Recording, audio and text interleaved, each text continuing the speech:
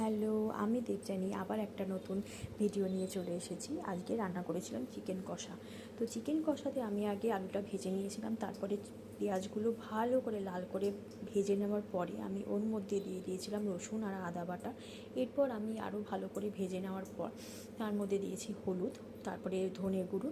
দেওয়া হয়ে যাওয়ার পর আমি এর মধ্যে দিয়েছি টমেটো, 3টে মতন আমি বড় সাইজের টমেটো আমি দিয়ে দিয়েছিলাম, এটা যাতে কালার আসে তার জন্য।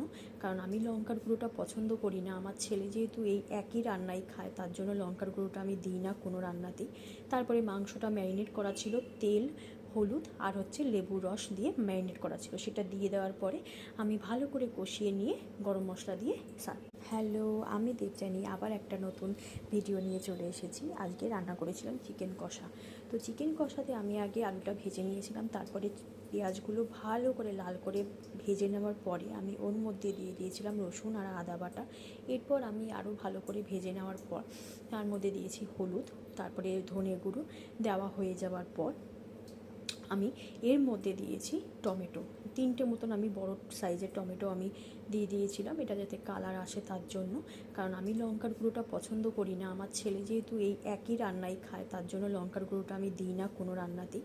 তারপরে মাংসটা ম্যারিনেট করা ছিল, তেল, হলুদ আর লেবুর রস দিয়ে ম্যারিনেট করা ছিল, সেটা দিয়ে দেওয়ার পরে আমি ভালো করে কষিয়ে নিয়ে গরম মশলা দিয়ে